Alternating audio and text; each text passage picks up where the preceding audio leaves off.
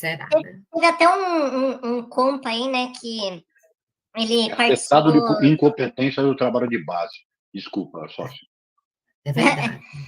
Sim, teve até um compa aí que participou de uma live nossa aí no nosso canal, agora eu não lembro se foi o Betão, né, que ele falou assim, né, que uma coisa que a gente precisa entender, né, é que, gente, não existe Estado de esquerda, saca? Não existe Estado de esquerda. Acho que Entendeu? é coisa Todo Estado... E aí ele fez essa analogia, né? Ele deu exemplo lá de uma... Agora eu não lembro se ele falou de uma bazuca e tudo, né? A diferença é que, assim, o Estado... Imagina o Estado como uma bazuca, né? A bazuca, ela é uma arma feita para matar, né?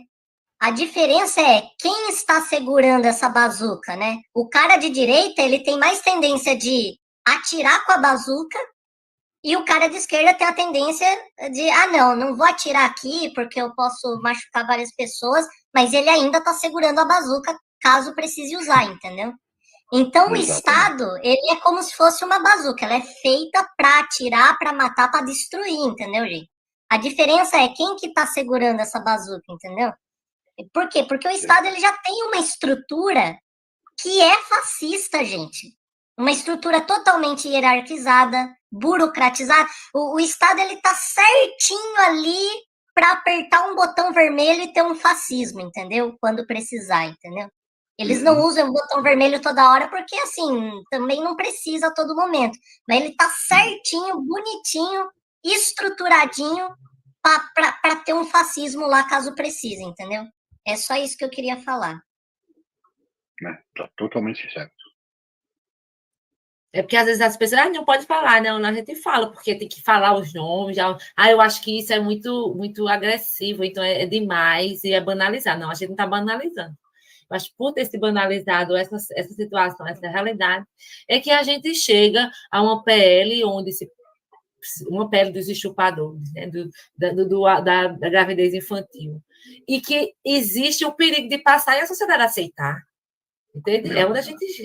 Né? Eu vou sempre tocar nesse assunto porque é muito escabroso. Sim. E está sendo feito como uma pauta religiosa lá dos crentes que estão lá, uma pauta moral desse moralismo judaico-cristão, dessa sociedade judaico-cristã, né?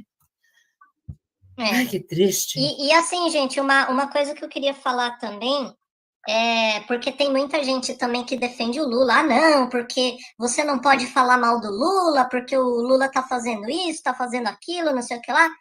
Gente, vamos supor que o Lula seja a pessoa mais bem intencionada do mundo, seja o anjo que caiu do céu, seja o anjo na terra. Vamos supor que ele seja essa pessoa.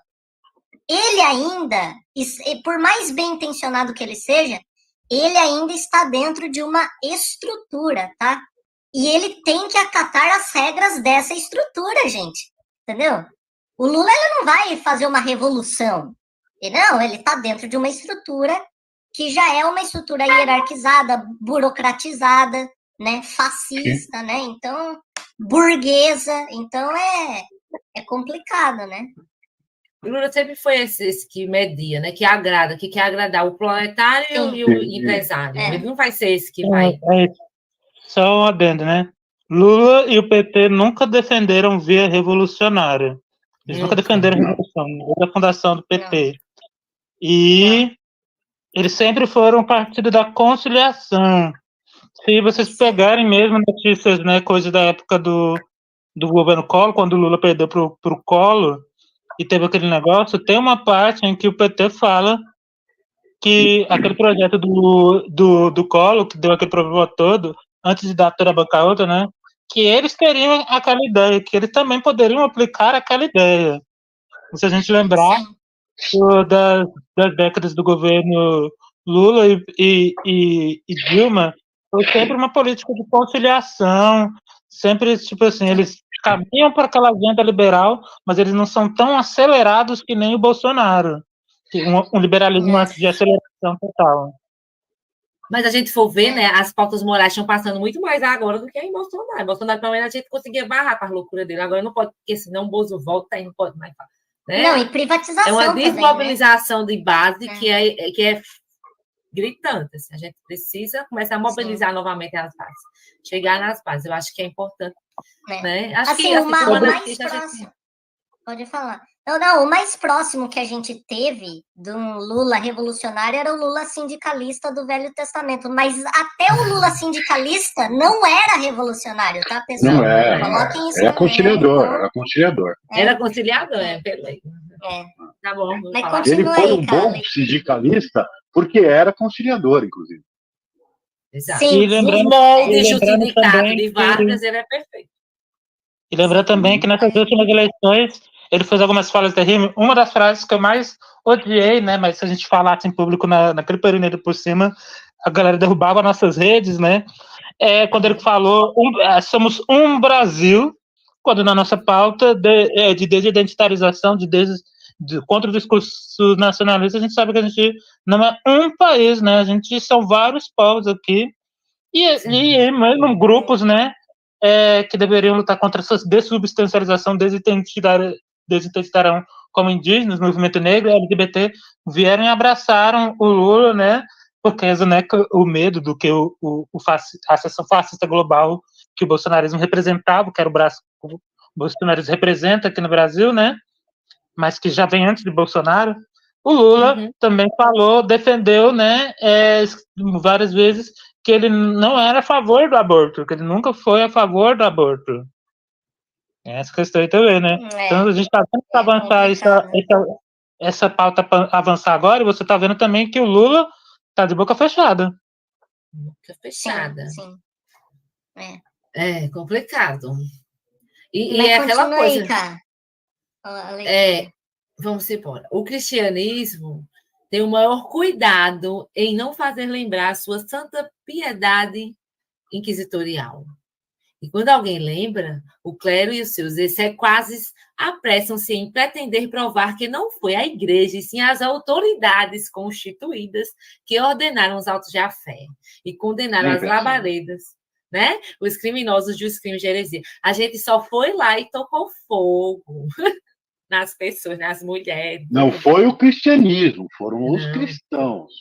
A igreja serviu humildemente aos poderosos. Isso é pior, né? Não, é a mesma coisa quando a gente fala dos abusos do socialismo real, né? O autoritarismo da União Soviética, é o mesmo discursinho. Não, mas o socialismo não é isso.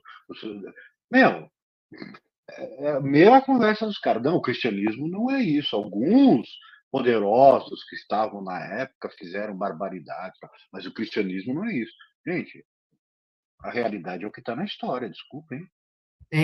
A história. Não dá para ficar mascarando o que aconteceu, não. Aí é fazer paralelo, né? Que a gente está tentando acabar com isso. A Inquisição foi de ontem, a história dessa martirologia, né? Martirologia. Ai, que nome é esse? A da livre consciência. Martirologia. Da livre consciência. Esta ainda fresca, mas a desfaçatez do clero a negar tanta perversidade e a pretender colocar-se à margem dos crimes nefandos praticados pela religião, em nome daquele Cristo de amor e piedade, é mais do que revoltante, é também repugnante. Mas a igreja teve sempre o cuidado de se servir das leis e dos governos para estabelecer o seu domínio e exercer as suas vinganças. Demais, o clericalismo não tem pressa. A organização da igreja é feita de molde a saber esperar pacientemente.